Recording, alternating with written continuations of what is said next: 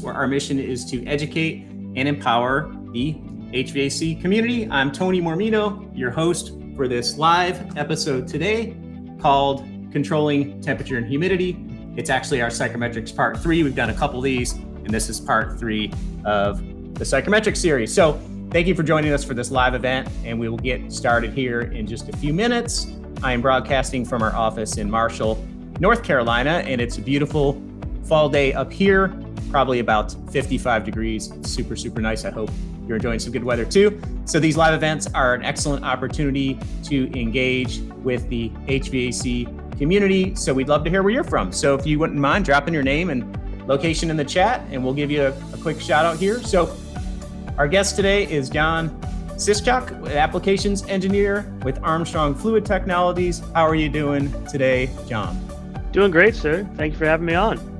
Awesome. And John is in St. Louis this morning. Is that correct? That is correct. It's about 65 here and relatively humid. So, well, that's good. I'm glad to have you. And of course, running the show behind the scenes is Heather Robinson, our brand manager and faithful showrunner person. So she's in Mooresville. How's it going today, Heather? Good morning. All's great here in Mooresville. Glad to be here. Awesome. Thank you for being here. And Jason Workman says, let's do this. Okay, we will do it. Thank you for joining us. Jacob is joining us here. We got Hugh from Vegas. Hello, Hugh. Hugh Tanner, Edward from Deerfield Beach. Welcome. And if you're just tuning in, thank you so much for joining us. And we'll get started here in just a minute. We're going to talk about controlling temperature and humidity. And, if you're in the HVAC business, it's kind of good to know how to do that, I would think. What do you think, John? Probably one of the most important parts. Yeah, and one of the most confusing parts to a lot of people too, especially me when I was new, and I'm learning stuff every day still. So, okay, let's see here. Who else do we got joining us this morning? Saw someone come in. David Petz from Philadelphia. Welcome, David. Glad you're here. And welcome everybody else. And we really appreciate everyone joining us. What is this humidity sort of thing? Oh, Hugh is in Vegas, so he doesn't know anything about humidity. So you might learn something. You might learn a lot today since being in Vegas. But I think you guys actually add humidity to the air, some weird thing like that, which I don't know that we do a lot of around here. But anyway, but thank you so much for joining us. Anthony, welcome from Clearflow Heating and Air. We're glad you're here. Robert Swick from Atlanta. Welcome, Robert. Orange and Los Angeles counties. Anthony, welcome. David Shirk in the house. What's up? David does a great, I believe it's every Friday, you can correct me, a post on LinkedIn. It's a psychrometric kind of tutorial, and they're awesome. They're usually really, insightful everyday occurrences he comes across in his business. So David, we're glad you're here, and thanks for doing that on LinkedIn, because I need as much of a refresher on this as anybody. So, and again, thank you all so much for joining us. We're going to get started here in just a moment. I'm Tony Mormino, the host of the Engineers HVAC Podcast, and I have John Sischak here. He's an applications engineer at Armstrong, and we're going to talk a little bit about controlling humidity and controlling temperature and, how to do that. So Jeremy McCrane in Augusta, Georgia, welcome. Jacob, you keep getting disconnected. Huh? I hope, do we keep getting disconnected? Can anybody else hear us okay? I hope so. Sometimes when you do these live, you don't know what's happening. So any feedback you can give us as far as how we're coming through on the other end, we greatly, greatly appreciate it.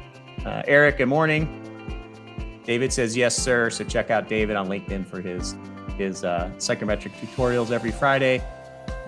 Henry, welcome, Henry.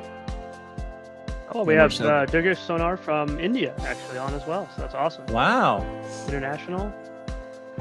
International, baby. Proud. Worldwide. Yeah. We better get our act together. We better actually say something right. So we got all these people on here, but Dwight, welcome, Dwight. Edward, welcome. Edward says we're good. Awesome. Yeah, anytime we're doing the prezo, if you got any feedback on the sound or whatever, that'd be great. Hey Brian, good morning. And again, we appreciate everybody being here. We're going to start here at 11:02.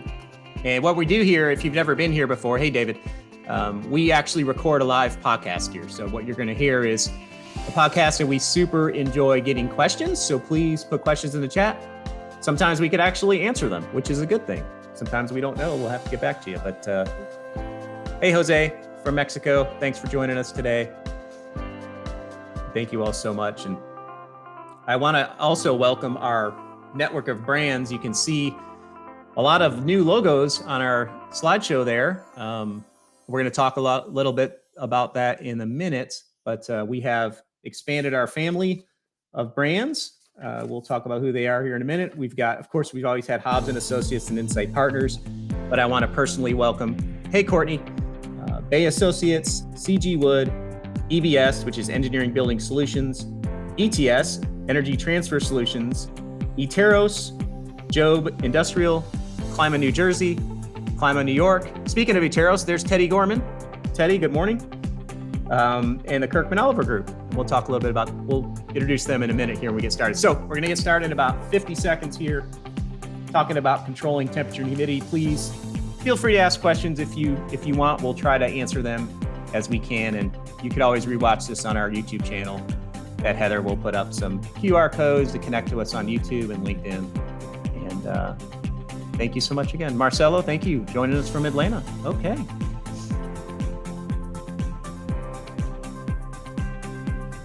Okay, let's see here. I'm going to go here. And thank you again.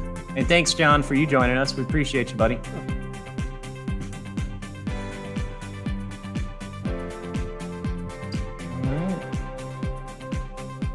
We are yes. doing a PDH. Yep. Saw that question come in. Thank you, John. Thanks for grabbing that. All right. So let's see here. I'm going to reconfigure the screen. All right. So we're going to get started with our actual podcast recording here. So here we go. And please ask questions if you have any. So hi, and welcome to the Engineers HVAC Podcast, where our mission is to educate and empower the HVAC community. My name is Tony Mormino, your host for this live episode titled Controlling Temperature and Humidity, Psychrometrics Part 3. Now, if you didn't watch Part 1 and 2, please stick around. You'll still get a lot out of this, I believe. You can watch Parts 1 and 2 on our YouTube channel. The Engineers HVAC Podcast is brought to you by our network, our growing network of brands, including Hobbs and Associates, Insight Partners, Bay Associates, CG Wood, EBS HVAC, Energy Transfer Solutions, Etairos, Jobe Industrial, Klima, New Jersey, Klima, New York, and the Kirkman Oliver Company. So in this video description, you can see links to all of these great brands to learn more about them. And all of our brands are committed to giving back to the HVAC community. And I am fortunate enough to be the one who gets to host these shows, which I truly enjoy doing. So this podcast does qualify for PDH credits in North Carolina, South Carolina, Georgia, Virginia, Maryland, Alabama, Pennsylvania, Delaware, Mississippi, West Virginia, Arkansas. Those are the only ones I know about. We also are qualified in many other states. So please email me and I will provide you with a certificate, whether you're watching this now or watching this in the future on our YouTube channel or podcast. And Heather will put up the email address there throughout the presentation. So okay, so if you are listening to the recorded version of this podcast, you can view the full video version on our YouTube channel at HVAC TV. And again, you might get a little more out of this one if you actually watch the video, because we're going to do some psychrometrics and stuff like that. But you probably get a little bit out of it listening to the audio as well. Okay, so running the show behind the scenes is our trusted producer, Heather Robinson, brand manager with Insight Partners. How are you doing, Heather? I'm doing great. How are you guys? I'm doing good. And John Sischak, with an applications engineer with Armstrong Fluid Technologies, is joining us today from St. Louis. John, how are you doing this morning? Doing great. Just really happy to be here and happy to be talking about an exciting topic. So, good stuff. Awesome. Great. Well, we're glad you're here. And thank you all again so much for joining us. And like we said earlier, one of the reasons we do these live is to engage with the HVAC community, which we truly enjoy. So if you have any questions, comments, please put them in the chat and we'll be glad to answer them. Okay. All right. So let's go ahead and get started here. So the topic today is controlling temperature and humidity. Again, this is part 3 of our psychrometric series we've been doing. And John and I actually gave this presentation a few months ago now, John? I can't remember. A few months. Definitely a few months. A few months ago. Yep. So Yeah, so we're doing it again. We could probably keep doing it. This doesn't change a whole lot over time, so it's true joy for us to do this. Okay, so recap of part one, we talked about the properties of air. We talked about building the psychrometric chart. We looked a little bit about moving around the chart, and then we talked about determining air properties and relative humidity versus dew point. And again, you could see all these presentations on our channel. So on part two, we talked about air mixing, sensible heat ratio, calculating air quantity, calculating your tonnage, and then we looked a little bit at full load and part load, which really brings us into what we're talking about today, which is humidity and temperature control over all load conditions, which is a challenge. Full load's pretty easy to design for and take care of. It's the part load where we usually get in trouble. So here's kind of what we're going to go over today. So John's going to talk about the whole building approach, the building envelope, the importance of getting the load correct, and then I'm going to talk a little bit about the equipment and how we apply different features to control temperature and humidity over all load conditions. How'd that sound, John? Sound like a good plan? Sounds like a solid plan. All right. Well, I'm going to turn over John. He's going to start with the whole building approach and tell us a little bit about that. All right. So today we're going to talk a little bit about resolving humidity concerns in existing buildings and new construction. We have to address this topic all the time, of course, as HVAC engineers and HVAC professionals. And there's some misunderstandings around that topic as well. We're looking at dehumidifying a space using the HVAC systems. And we're trying to simplify that matter and hit on some of the essential components necessary for controlling the indoor environment. And we're trying to look at that from a technical perspective. So when you think about the indoor environment, in order to get that indoor environment, we really have to think about the building envelope, which is going to be basically your continuous moisture and air barrier around the controlled environment, the conditioned environment. You're going to look at the your infiltration. Then you also have to consider your building load, your interior loads, your loads from inside your space as well. So when you think about all that and you're trying to size this HVAC system, if you undersize that system a little bit, you're going to run into some struggles with not maintaining your sensible temperature. So you're going to lose temperature in the building. If the system's too small, it can also lead to humidity concerns because you're not going to be able to remove enough moisture because you're just not going to have the capacity to control that space. You have the similar problem if you oversize the system. You'll end up with short cycling. You'll end up with kind of that cold and clammy space where you're just not getting the humidity out because the system runs for a short while, gets it down to temperature and shuts off. And if you're only controlling on temperature and not having some other means to remove moisture from that space besides your comfort cooling, you're going to be in a tough spot because that comfort cooling isn't going to run enough to actually satisfy your latent loads. So yeah, and that's a common misconception when people start. When I started, I really couldn't understand that. I was like, well, just to be safe, add a few more tons to be sure, and we're gonna. Yeah, that could really get you in a lot of trouble if you're new. They go someplace, right? I mean, if you have capacity in that building, you're running that equipment, it's going to either make the space colder or you can turn it towards removing moisture, but there's a limit to how cold you can get that coil and how much moisture you can remove. You can, do things like slow the fan speed down and try to get the air a little bit colder, but at some point, the liquid water turns to solid water right around that 32 degree mark. So you can only remove so much. So then you need to start looking at things that, maybe like reheat or something like that. So, you really need to make sure your equipment is sized correctly and you have your building envelope under control. So next, we're going to kind of delve into the whole building approach a little bit and what that means. So it's really the entire team's responsibility when we talk about either a renovation or a new construction project to really make sure it's on the forefront of everyone's minds. The architect has to make sure that he puts together details that are both constructible and understandable so that the construction team can make sure that comes together and gets built properly. The engineering team needs to make sure that they're understanding the architect's intent and that they're capturing the building envelope construction properly in their load software programs so that they're going to size the equipment correctly. And you have to watch factors of safety because they can kind of pile on top of each other as well. So you don't want to have a factor of safety on top of a factor of safety on top of a factor of safety and end up with an oversized piece of equipment. ASHRAE talks about designing to one, trying to get down and minimize factors of safety for that very reason. And then the construction manager has to make sure that all those details and engineering drawings are implemented properly by the contractors. And the contractors have to make sure they understand those and get RFIs back to the construction manager, make sure this whole thing works together because it really is a team approach. Mm-hmm. And then, once that's all done, how do we verify that? There's programs in place for envelope commissioning now. And so there should be a commissioning team, or at least if it's made up of the contractors and construction manager, just to verify and check to make sure that what's on the plans actually got built and that it's actually working. I don't know if you've ever done any blower door tests, Tony, but that's a really effective way to measure the performance of an envelope for leakage. And that's just Mm-hmm. one of the many, important factors to look at, but it's one of the critical ones. Yeah, I started my career in Jacksonville, Florida, and if you have a leaky building, it's really tough to, especially if the equipment's not sized to handle that, it's impossible almost to catch up Oh, during the definitely. humid months. So Because you're for basically sure. just bringing in uncontrolled outside air. And if Mm-hmm. the system's not designed to handle that load, it's really going to be a struggle. And you can try to pressurize a building, but you have to remember the environmental forces on that building, high winds or even rain events Mm-hmm. are going to far outweigh what we can do mechanically. Um, so, obviously failing to control that can lead to what is commonly called a sick building syndrome, which is just Mm-hmm. usually ends up being a humid building that has uncontrolled infiltration. And then, just everyone has to understand the outcomes and the goals in order for this whole building approach to work.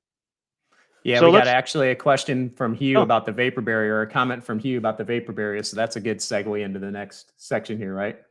yes, actually that is a really good one. He's talking about how in the mechanical engineering world, we're not really in control of the vapor barrier or the building envelope usually. Mm-hmm.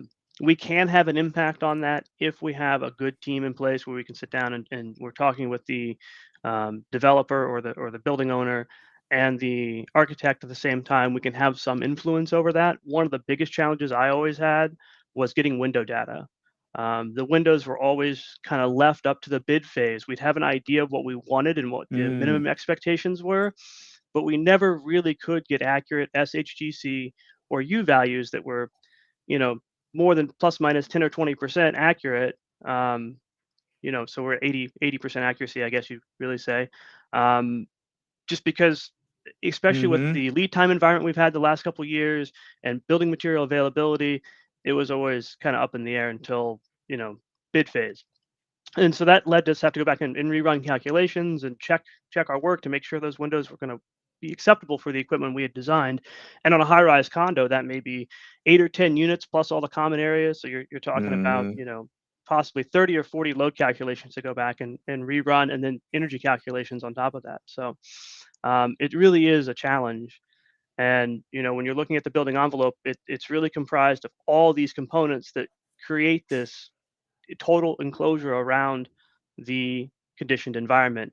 Everything from your, slab edge insulation, if you're at a cold climate, to moisture barriers, to insulation, to wall construction types, all these things come into play.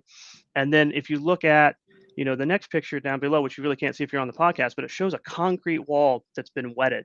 And however that Mm-hmm. happened, that's going to take a very long time to dry out because that's showing concrete blocks, so it works like a sponge and it will really soak up a lot of water. And then not only that, in poured concrete, there's a huge moisture content, and that doesn't cure right away. So if you're Mm. doing a tilt up building or a cast in place building or post tension, that moisture is going to be retained and it's going to be given off over the course of 6 months, a year to fully cure Mm. that concrete. When you're talking about 36-inch by 36-inch columns, Mm-hmm. 12-inch wall slabs. The amount of water that can be retained in that is amazing. And so that building's going to take some time when you first start it up. So if you start this building up in, let's say, beginning of fall, there's going to be very little equipment runtime. And if you don't have some other means to dehumidify, you can get condensation problems inside that building. Mm-hmm. Um, For and sure. and that comes back to the building envelope, why it's so important to control that. If we have moisture infiltration on top of trying to get a new building dried out, it's going to be just impossible to control. So really, Mm-hmm. really important to control moisture and control how it's getting into the building, and then make sure if something does get wet that it can dry out, because almost all building components can get wet. It's a matter of getting them dried out in time before there's time for other deterioration or microbial growth to start. Good point. And we got a question here, John, that I think is applicable here from Michael Newton. He says, how much should you consider operable windows for a smaller business park building when discussing pressurization of a building to prevent sick building syndrome? So operable windows in your experience? Typically, I don't see them too much in commercial. I've seen them, of course, in residential. And a little bit of owner training can help. I mean, if you've got a very tight building, very tight, like new home, and they like to leave the windows open, but like they're in a southern climate, like Carolinas or even Florida, we may have temperate days when it's 65 or 70 degrees, but we'll be at 90 or 80% humidity, and you can bring a lot of moisture into that building that way. So the owner really needs to understand what they're doing to that building, because if you have an operable window, you have no control over it once it's installed, right? The end user is going to open it up whenever they see fit. But you see this in restaurants all the time. They'll open all the walls will open up, and they'll have like this NAND walls or different brands, whatever they call them. And they'll like this indoor outdoor seating space, but they'll leave the air conditioner on at 72 as the set point, and you'll have the grills are just raining water. One thing you can do, and we've done this in condos, is if they open the sliding glass door for more than 5 minutes, it'll shut off the air conditioning, where you're not going to be able to run cooling and have the sliding glass door Hotels open. have that. Yeah. Hotels do the same thing, and it's really to prevent condensation on the grills, because if you have a grill sitting at 55 degrees and the system cycles off and you have 75-degree air, it's probably going to be close to the dew point around 55, and you're going to get that moisture raining out of it. So for sure, it's a challenge. I would try to avoid outdoor windows as much as possible in a commercial application, just because it's too hard to control. But if you have to have them, you have to have them. Just some owner training on understanding what to do. So looking at this next one, we're kind of talking a little bit more about moisture and like rainwater intrusion. So there's a lot of points in a building you can have rainwater intrusion. Windows, any kind of opening is typically going to be your main source. So a flat wall is easy to seal. A flat wall with a beam detail coming out of it, and then you've got a window in it and a door in it, and now we're starting to have some more challenging installations. So there's going to be flashing details involved. Really making sure that they make sense and they're constructible is critical. And then infiltration is another major point, because if you've got infiltration of moisture laden air moving through a building, not only is that load going to hit the HVAC system, but it can condense in your building components, because you've got insulation there to kind of protect the thermal environment on the inside. So as you move that moisture in from a high humidity environment, even if it's 80 degrees outside, but you were at 70 or 80% humidity because it just rained and we're in South Florida, somewhere along there, it's probably going to find something at the dew point of that air, which can't really do that off the top of my head, but I'm guessing that dew point of that air is probably in the upper 50s, upper 60s maybe, even could be as high as 75 degrees, if it's very humid outside. And you're going to have components inside the building that are going to be, whether it's HVAC ductwork or whether it's a grill or whether it's, even metal studs can condense in the right conditions. So it's really important to control that so you don't have moisture getting in places in the building. And of course, controlling internally generated moisture, which really isn't so much of a building envelope thing, but you have to think about it. If you have a wet environment, like a washdown room, you have to control and negatively pressure that environment and make sure you've got moisture barriers in place on the inside of that environment to make sure that moisture doesn't get into the adjacent spaces and then cause damage there, or create a high humidity environment in the adjacent space. And then vapor diffusion. Of course, if you're moving mass scales of air through a building, it's going to bring more water vapor with it than vapor diffusion typically. But with high vapor pressure differences, you can definitely force vapor through a building components. Next one here.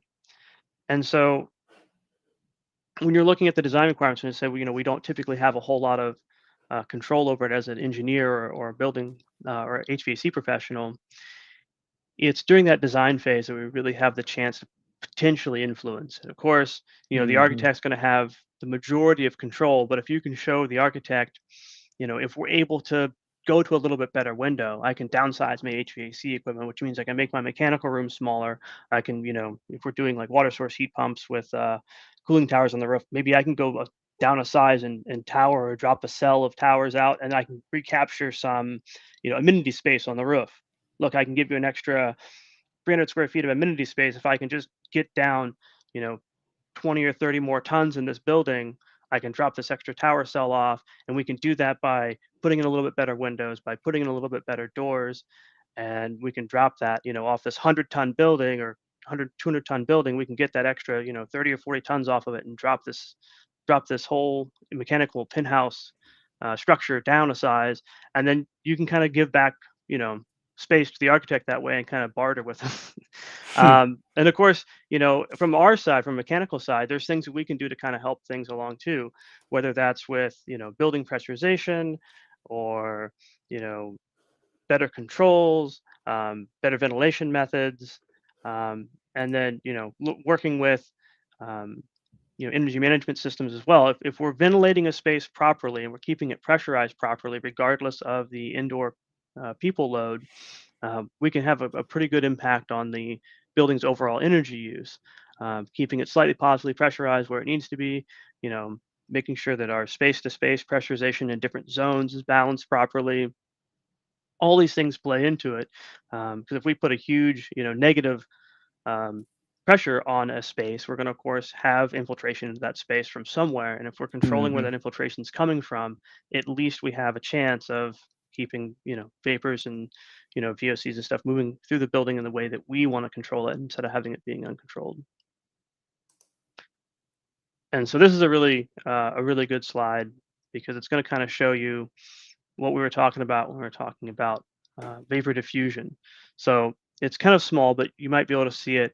We're showing like a 72-degree indoor dry bulb, a 50% relative humidity, and it gives you a vapor pressure of 0.39 inches of mercury. Then we're looking at the one on the left here. Far left, working left to right. Yep. Okay. And then if you take that space and you look at the outdoor environment at 96 degrees Fahrenheit, dry bulb, 60% relative humidity, that's a 1.03 inches of mercury. So there's a large difference in the vapor pressure between indoors and outdoors. That vapor pressure differential is going to be what drives diffusion through building materials. So even watertight or airtight or moisture impermeable surfaces, most of them are going to have some permeability, and if not, there's going to be some, they're showing like a vinyl siding in this one, so there's going to be nails through the moisture barrier probably to hold that vinyl siding up. So there's going to be places of infiltration and places where diffusion can occur. So yes, it's relatively sealed. It has to go through a layer of plywood sheathing behind that, but that plywood sheathing is going to have a permeability. The insulation is going to have a permeability. The drywall on the inside is going to be permeable, and then if you've designed the inside correctly, you probably want to have some sort of permeable paint on the inside. So a latex-based paint that allows drying. Because once again, things are going to get wet. So if that wall gets wet, it has to be able to dry to the inside and inside of the moisture barrier. And then on the outside of the moisture barrier, it needs to be able to dry to the outside.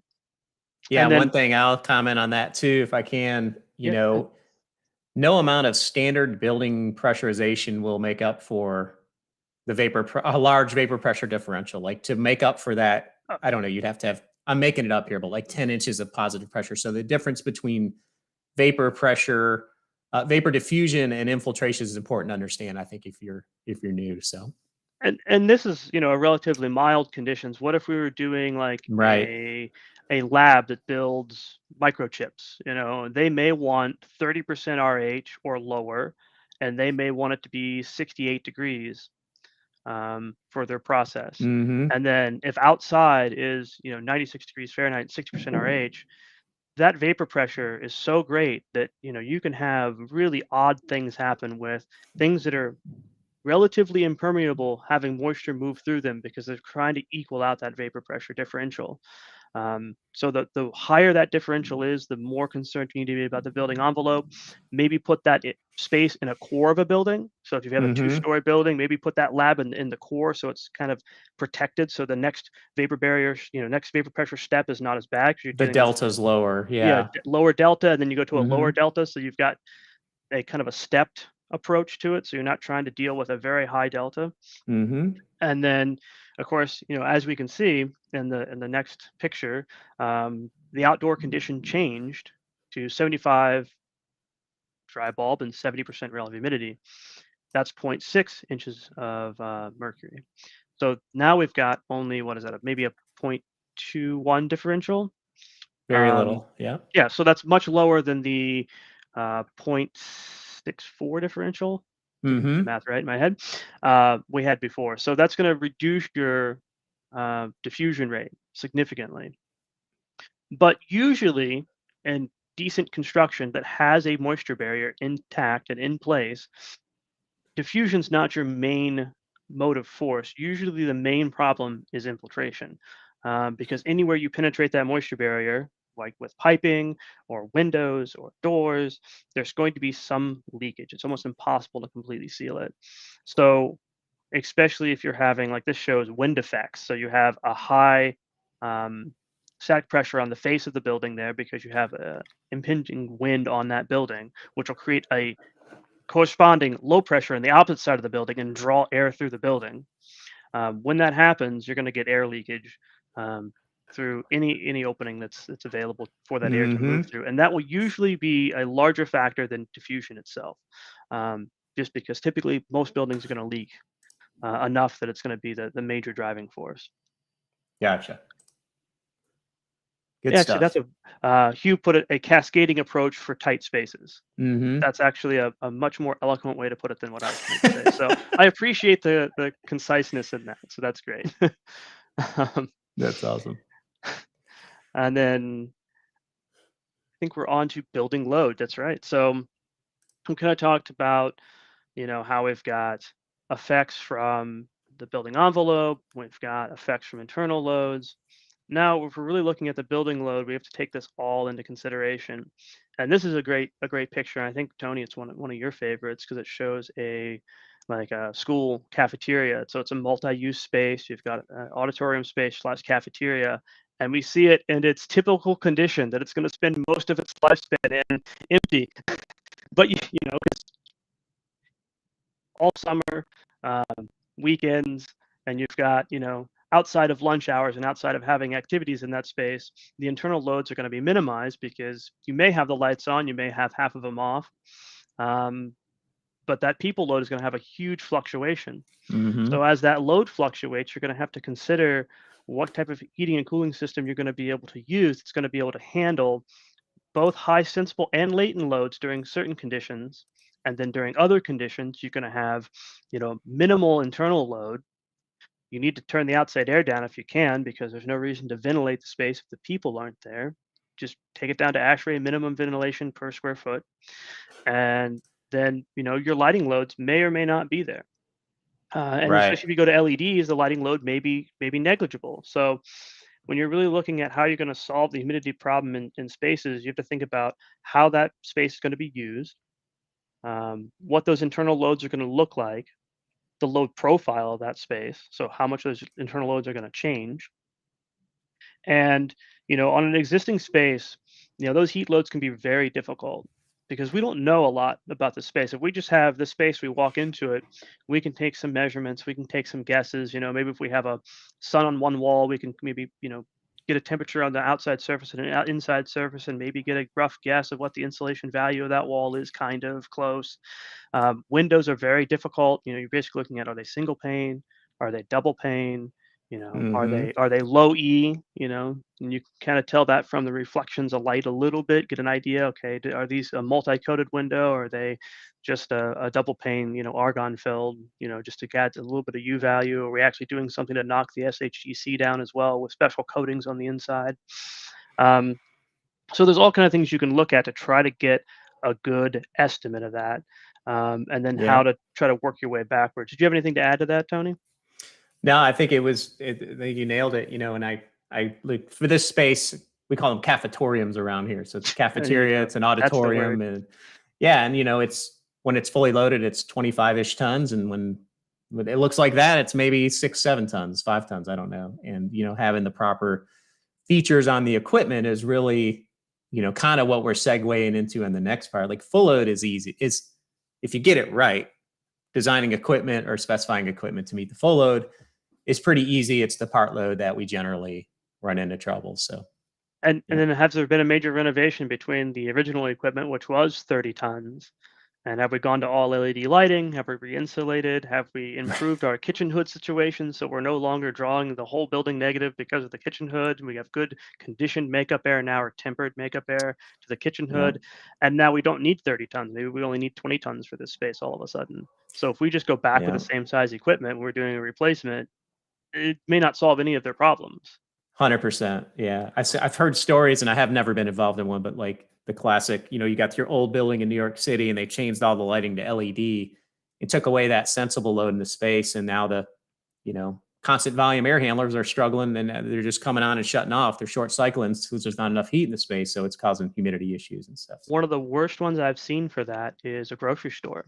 They were getting rid of all their open cases. And of course, open refrigeration cases do a lot of dehumidification for you because the coils are very cold. They have drains on them. They drain the moisture out of the building. When you go to all closed cases to increase energy efficiency, and then you go to all LED lighting to increase energy efficiency, you've removed something that was doing a little bit of dehumidification for you.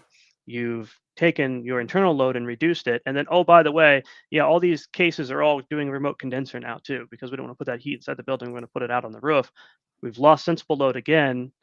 We fix our kitchen hood problems in the deli, and now the load's gone to minimum compared to what it was. So now we That's have all these right. humidity problems. How do we solve that? Do we do a more advanced piece of HVAC equipment that's got some more dehumidification capabilities, or what do we do? And that kind of segues us into the next segment. Perfect segue. We didn't even plan that either. That was nice. No, that just kind of happened. So, all right. So thanks, John. And that's all good stuff. And again, if you have questions, please put them in the chat. I see a few, which I'll address here in a minute. And if you need PDH certificate for this, Heather, if you don't mind putting up the email address there, just email me. Let me know you watched it, and I'll send you the PDH certificate. So yeah, so this is going to segue into the equipment portion. So for the rest of the topic here, we'll just talk a little bit about the equipment and how we apply it to controlling temperature and humidity over all load conditions. We're kind of going to use Psychrometrics as the way to show this. For me, I'm a very visual guy, and this has helped me throughout my career. If I don't understand the psychrometric aspect of what's going on in the space, it was really hard for me to grasp the control sequences and why do I need hot gas reheat? Why is a variable speed fan important? Why is a modulated compressor important, et cetera? So that's kind of what we're going to focus on in the rest of this part here. And I'm going to go ahead and I'm going to make this a lot bigger because a lot of these charts are a little hard to read online. So anyway, okay. So first thing we're going to talk about is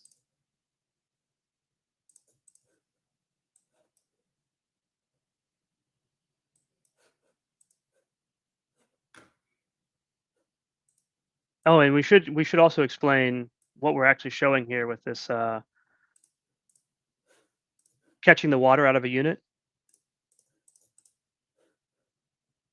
Yeah, my screen. Can you still hear me? Yeah, I can still hear you. Yep, you're still working. We're showing the video of a condensate line going into a graduated cylinder of sorts to measure the condensate removal of a unit. Let me pull that up again. Okay. You see that okay? Yep. All right. Let me go to the next slide. I think I was playing that video. It was causing some issues. So give me just a second here. So basically what he was showing there is if you have a known volume, like a graduated cylinder, and you can catch the condensate, and you can time that over the course of a minute or 5 minutes or 10 minutes, whatever you can reasonably do, you can extrapolate that to moisture removal in an hour. And of course, if you take the, pounds of liquid or quarts of liquid and convert that into latent heat removal or moisture removal, you can see how much moisture removal that unit's actually doing and measure it in the field versus going off of what the equipment charts are saying. You get a real performance number out of it. Yeah. Thanks, John, for filling in there. No, not a problem. My computer locked up for a second there, but that's a good But that was a really of... great video, though. Like, and it's something that people don't think about, and I didn't think about until, I was probably, late 20s, and I was standing with a 75-year-old engineer named Andy Off down there in South Florida, and he said, well, let's just measure it. And takes out a water bottle and writes a time on it and seals the water bottle and hands it to me and go, take it home, pour that into your measuring cup and tell me how much water it is and calculate the capacity over, we did this, measured it for 2 minutes or something. That's awesome. So yeah, good stuff. Cool. Yeah, it's amazing how much condensate pours out of a makeup air unit. So, all right, so we're going to go back to my presentation here. So full load versus part load, this is kind of where it all comes together for me. So we in part 2, we looked at full load SHR, which is sensible heat ratio, which is the total, the sensible heat over the total heat of a building. And that ratio is important because it shows us where we have to provide the supply air in terms of temperature and humidity to absorb the correct temperature and humidity in the space to meet the design objective or the design intent as far as temperature and humidity. So what does that mean? Okay. So we got a full load situation here and a part load situation. We're going to look at both. We're going to do the analysis through using the sensible heat equation. And if you remember from part 1, it's Q sensible heat equals 1.1, which is not a constant. We might talk about that a little later if we have time, times CFM and times delta T. In this case, the delta T is the space design temperature, in this case 75 degrees, which is what we're going to use, minus the supply air temperature. So for sakes of this example, this is kind of what we're going to use for the rest of the presentation. So 80,000 BTUs is a sensible heat divided by 1.1 times the delta T equals 3,300 CFM. So we have a system. It's about 8 tons. It's 3,300 CFM. The mixed air temperature is 80-67. The outside air is 95-78. And the space design intent is 75-50%, right? So pretty standard design. So mixed air temperature, this graphic we're going to, look at as we go throughout this presentation. So this is your typical chill water air handling unit. You've got your mixed air temperature here coming into the unit at 80-67. It's going through your cooling coil. In this case, we're just going to say it's leaving at 51 degrees. It's going through your supply fan, picking up a degree there, and it's picking up a degree in the supply duct and going into your space and hopefully controlling it to 75 degrees. Okay. Standard full load type condition. So how does that look like on the psych chart? Well, it looks something like this. So we go ahead and plot the 75 and 50%, which is where we want the space to be. We'll go ahead and plot our outside air, 95-78. We'll connect those two lines. And as everybody knows, because they've watched part 2 4 or 5 times and enjoyed it, that the mixed air temperature falls on this line somewhere between the two connected points. In this case, it's right there. So it's 80-67. We're going to refer back to that a bunch of times in this presentation. So what happens is this air goes through your cooling coil. It follows this type of path where, it gets sensibly cooled, then it starts going towards the saturation line and starts dipping down. And then it starts removing humidity and temperature from the air. And you get to this point here, which is 51 degrees. Okay, so then we pick up a few degrees for the fan and the duct, and we end up here going into the space. So I think it was 53 degrees into the space, right? So what happens when the air hits the space? Well, that depends on the sensible heat ratio, right? What is the ratio of sensible to latent heat? There we go, which is right there. So it'll absorb the temperature and heat in that ratio if it's properly designed, and we'll end up at 75-50%. Okay. All is well and good at full load, right? So where do we get in trouble, John? Part load conditions. Part load conditions, right. Which is where we operate 90% of the time. We operate there often, correct. Yes. So to show what happens at part load, psychrometrically, I'm going to use a 0.7 part load. So let's say, it's an October day. It's not quite as hot outside. The clouds are out, whatever. The lights are off. There's not as many people in the space. So you went from 80,000 sensible to 47,000 sensible. Okay, a 0.8 to a 0.7 SHR, which is pretty reasonable. So if you step back and look at this equation, something has to change. Our sensible heat changed. Let me go ahead and fill this in. Maybe this is easier to explain. So we got a constant volume system for this example. It's 3,300 CFM. We had 80,000 BTUs, but that has changed to 47,000. Okay, so this equation doesn't balance now, right? Something has to give, something has to change in the space in order for you to maintain your sensible heat, your 75 degrees. So in this case, the only thing we could change is the supply air temperature of the unit. Because it's constant volume, we got a chill water valve. We're going to modulate the chill water valve back to a temperature to meet the space condition. So we solve for the delta T, which is 13 degrees. And I'm moving kind of fast here, but that's the way we're going to roll this. Okay, so that gives us 62 degrees. So everybody understand kind of what that is going on there? I hope so. I feel like I'm talking to a live audience, but I'm actually, Heather, are we coming through okay? I like to ask Heather good. once in a while. Sometimes you're talking and you're like, you weren't on the air for half the time. Okay. Oh, you're good. So 62 degrees supplier. So here's what that looks like in the deal here. Okay. So we've got our mixed air temper of 8067. Now I'm going to put up a question here because we got this question a few times the last time we did this. Why doesn't your mixed air temperature change at part load, right?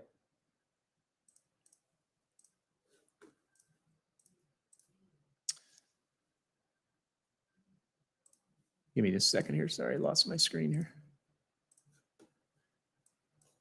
Okay, so last time we did this, I didn't change the mixed air temperature because we left it at 8067.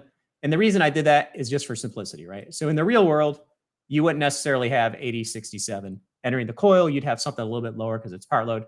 For sakes of this example and for simplicity, I'm going to leave it at that. Okay, so now we're elevating the leaving air temperature because we can't provide the 53-degree air into the space because it's too cold. You're going to overcool the space. So you have to throttle the chill water valve back to 60 degrees in this case because we got 2 degrees of reheat. 62 is where we need to be into the space in order to satisfy the sensible conditions in the space, okay? Okay, why is that a problem? Here's why that's a problem. So if you plot these conditions on the psych chart at part load, so you've got 60 degrees leaving the coil, you've got 2 degrees of pickup, 1 for fan, 1 for duct, you're right here. 0.7 SHR in the space gets us right here. So very similar to what John was talking about earlier. If you got an oversized unit, or if you're throttling the coil back and you're providing warmer air, you're not dehumidifying them as much. So you can see where we end up in the part load condition, which is about 60% RH. Now, is that a problem? Probably not for most spaces. Depends on what you're doing, right? So if you've got a pharmaceutical application or lithium ion battery manufacturing or something along those lines, you have to maintain tight tolerances. This could be a huge problem. So that in and of itself is a general overview of what happens at part load that causes us problems with constant volume systems. So in this scenario, how do we get back to our design intent? We're at part load. How do we get back here with this same unit? We've got this 0.7 SHR. So if we could find a way to get to this line somehow, drive the air down and get over to this line, then we'll meet our design intent, okay? Any air provided in this that meets this line here, this SHR, will ultimately end up in our design intent. So kind of here's what that looks like. Again, here's the full load scenario. We've got 60 degrees leaving the coil. We got 61, 62 for some pickup. Sorry, that's the part load scenario, not the full load scenario. Okay, so we've got that. So that's a problem. We can't provide 62-degree air because it doesn't dehumidify the space. So when you look at this deal here, this is a general system. What is the actual problem? The actual problem is we're not looking at the space humidity, right, John? Correct. We're just looking at the temperature in the space, so it's reacting to that. So the solution is to put an RH sensor. Man, that looks terrible. Okay, to put an RH sensor in the thing. You never know how this is going to turn out when you try to draw with your mouse. And then you put a temperature sensor up here, and you lock in the coil leaving air temperature, okay? So humidity goes up, past the set point. We drive the coil temperature down to a specific temperature, in this case, 51 degrees. That's your general dehumidification cycle. Like that's how almost all dehumidification cycles work, okay? Humidity gets high, it's elevated. We drive the temperature down. We provide the space. Now, what happens when we provide 53-degree air into a space that's at part load? Well, it gets cold. It's not comfortable, right? So that's where reheat comes in. So we need to reheat that air back over to here. So the primary function of reheat, reheat does not dehumidify the air. It only adds sensible heat to the air. So we're dehumidifying the air by providing the cold coil. We're reheating the air with some type of heat source, which we'll talk about here in a minute. And this is kind of what will look like. So that right there is the reheat. So we're reheating it over to capture, to, get onto this 0.7 SHR line and get back to our design intent. Make sense? Okay.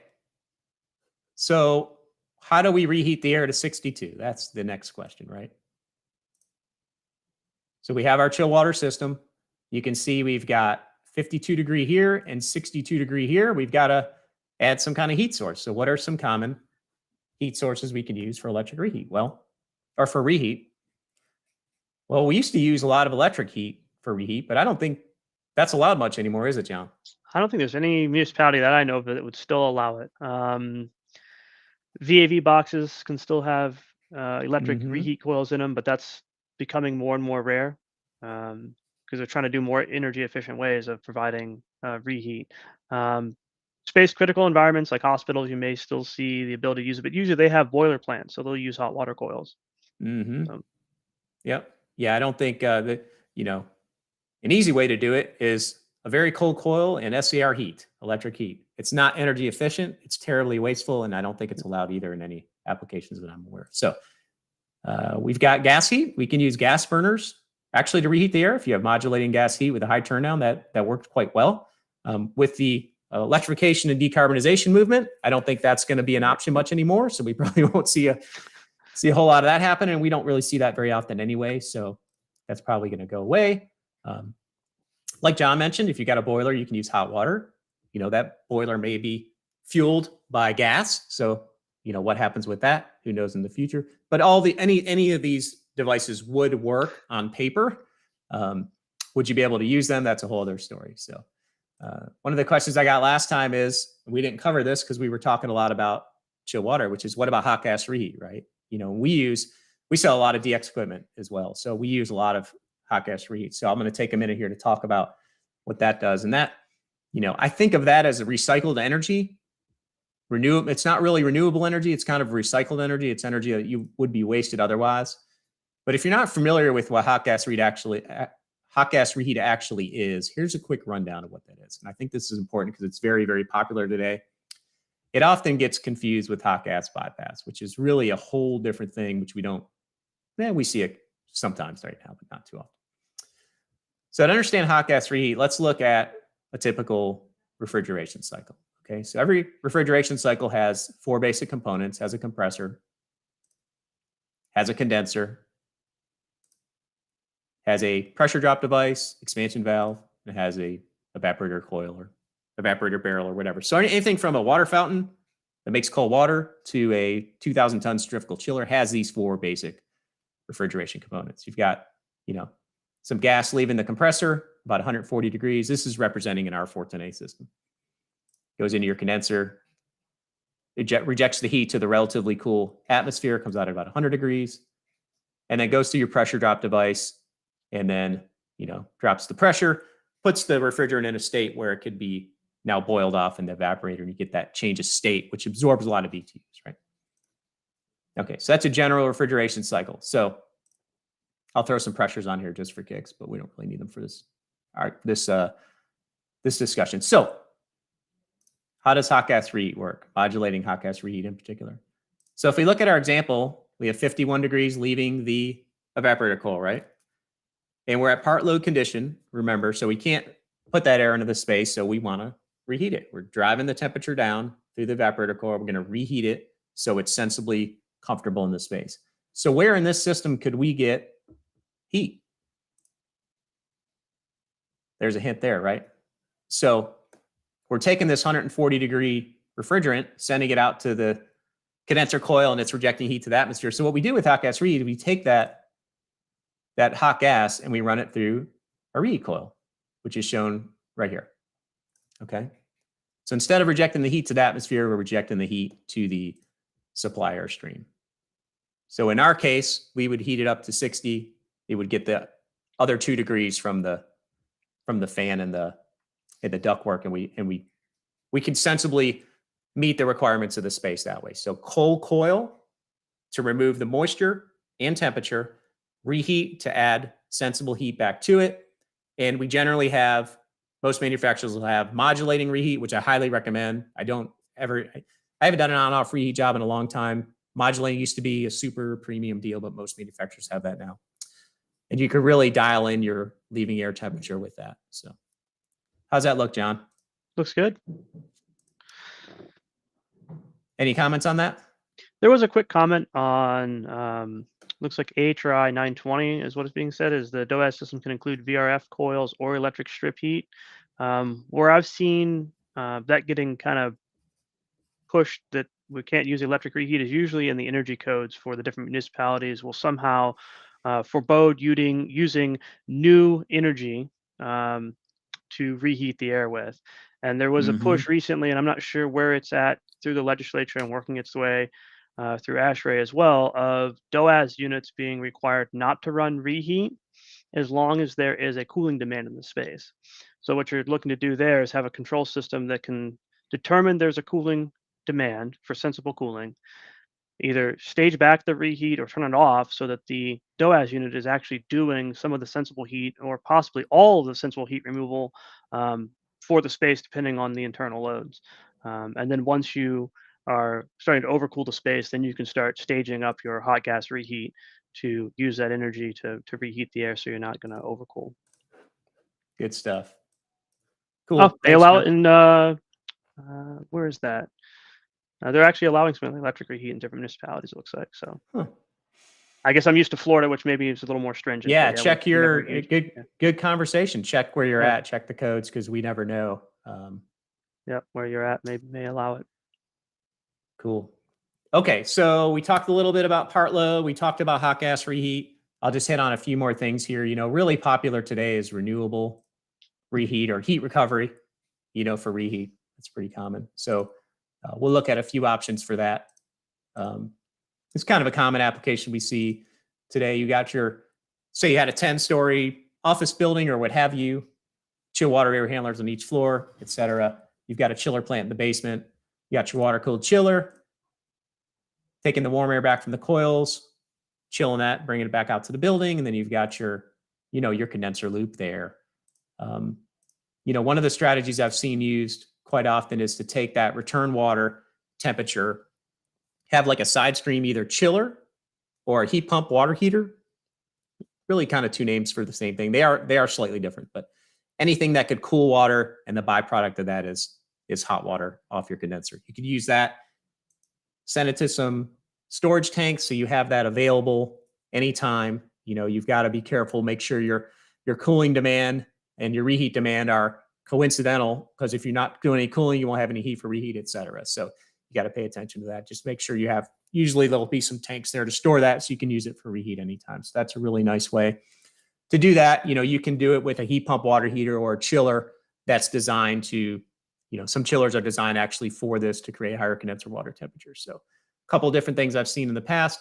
I never done a job with, solar heated water that, you can use for reheat. That is a possibility, or other type of renewable source like that. So even the heat pump chillers are working their way towards low pressure steam. I don't think they're quite available yet, but they're getting there. So that's pretty impressive. They're able to get that high a condenser temperature. Of course, you're going to take an efficiency hit on it. So you got to look at the trade-off in energy, what's going to be better. 100%. Just real quick here, a few questions. Donald asked if this will be available later. Yes, I think there's a QR code in the upper left here you can click on. It's going to be on our YouTube channel and the podcast. And also, Heather, if you want to put the email address up for the PDH, because I think we're getting close to the end here. Just if you have to leave, make sure to email me. Heather's going to put the email address up, and please like the video before you leave as well. But we got a few more slides here I'm going to go over real quick. If you got some time to stick around, that would be great. So face and bypass. And again, we're talking about controlling, we're talking about controlling temperature and humidity in part load conditions. on constant volume systems. Okay, so if you got a constant volume system, face and bypass is a good way to do that. And if you're not familiar with this, what we're looking at here is an internal face and bypass. The name comes from the fact that some of the air goes across the face of the coil, which is right here, and some of the air bypasses the coil. So again, we have 8067 air. Some of it's going to go through the coil, come off at 51 degrees, and some of it's going to bypass. And what you do is you're basically reheating the air with the bypass. Okay. So that's a good way to get some part load. Reheat through that, goes into the space, etc. Let's see here. So psychrometrically, it looks something like this. Got your leaving air temperature off of your coil, mixing with your bypass air, which is 8067. If you connect those two lines, your mixed air temperature, I believe, was 60 degrees. Yep, 60 degrees comes off of there. And then it gets a few degrees of pickup. And then you end up about right there in the space. So at the 0.7 SHR, face and bypass actually does a really good job. It's fairly close. It's not exact, but you know, most applications, 55% RH is a great deal at part load if that's what you got. So we end up right there. Okay, I'm going to go on to one more thing here. So there's something called return air bypass, which is not honestly very popular, but one of my favorite things, if you can make this work. The difference here is you use the return air as your reheat, which is shown right here, versus the mixed air temperature. So all of your OA is always going across a coil and dehumidifying. You're only bringing your return air around the coil, which is good. If you have a really humid part load day and you're doing face and bypass, you can get some elevated humidity in the space. So that's kind of the point here. So you're leaving at 51 degrees off the coil, 75 degrees on the bypass. You mix that together, 60 degrees, yada, yada, yada. You get it, right? Does that make sense, John? Yep, makes good sense. Okay, so psychrometrically, we'll look at that. 50 degrees leaving the coil, 51 leaving the coil, and then 75 for your bypass. You know, you mix those two together. And I'm going a little fast here, but you all could just rewatch this anytime. So a couple degrees of reheat. And then at the 0.7 SHR, look at that. You're right. Almost dead on top of your design intent. So yeah. So now there are situations where if you get at extreme part load, you know, you can lose your humidity in the space. And if you have those applications, you could actually do return air bypass with some sort of hot gas reheat. Okay. This combination will, you know, if you're doing a DX unit and you get return air bypass with modulating hot gas reheat, you control temperature and humidity overall load condition. It's actually a very efficient way to do it because you're not bringing down, you're not cooling all of the air. You're only cooling the air that's necessary for the space. So let me see here. So on the psychrometric chart, that looks something like this. So this will be your mixed air temperature. This would be your reheat. Then your few degrees of fan and duct heat, and you would pick that up and hit the 0.6, and boom, you're right into your space. Oops, I went too fast there. But you get it. So that's a way to handle it on a constant volume system, return air bypass with hot gas reheat. You know, just a little summary slide too, if you're doing DX equipment, you know, modulating compressor is very important, modulating hot gas reheat, VAV or ECM fan. We didn't talk about some of this stuff because it's just so much information we could put into one presentation. But if you're trying to protect yourself at low load conditions, you'll have all those. Okay. Kind of walk through that. All right. So we talked a little bit about the building approach, the building envelope, the building load. We looked at the equipment. So what's next? So what's next is part 4. We didn't really address the heating mode, which is super, super important as well. We might look at some desiccant psychrometrics, go over VAV units, controls, and I put a question mark there. If you have something you want to see on the next presentation, which we haven't put together yet, but we're going to start on, then please put it in the chat. Please put it in the comments. If you're watching this after the fact, we'll read them as well, and we'll be glad to do that. So I think that was it. John, do you have anything to add before we wrap it up here? No, I think you closed it out pretty good. really some good options on how to handle the humidity and temperature in the space and really gain control. But you have to remember there has to be a sealed space to control. So if you don't have a good building envelope, even the best equipment's going to struggle. So that's 100%. kind of Yep. to wrap that back up and bring it back around to building envelope. Definitely the critical part is there must be an interior conditioned space. In order to achieve that, it has to be interior. So if you've got a bunch of holes in the envelope, you're kind of trying to condition the outdoors. So it doesn't really work out. 100%. Awesome. Well, John, we appreciate you coming. I'll just close this out here. I'll put this QR code up here and my email address. I'll let this run for a few minutes with the timer here. So I want to personally thank, first of all of our family of brands. Welcome. We're excited to be working with all of you. Thank everybody again so much for watching this. We really do appreciate it. Thank you, Heather. Heather, you still there in the background? Oh, yeah, I'm here. Are you eating lunch yet? It's about lunchtime, isn't it? Not yet. Well, we'll be doing it soon, I'm sure. All right, cool. Well, thank you again, John. And thanks again, everybody, for watching. Appreciate you.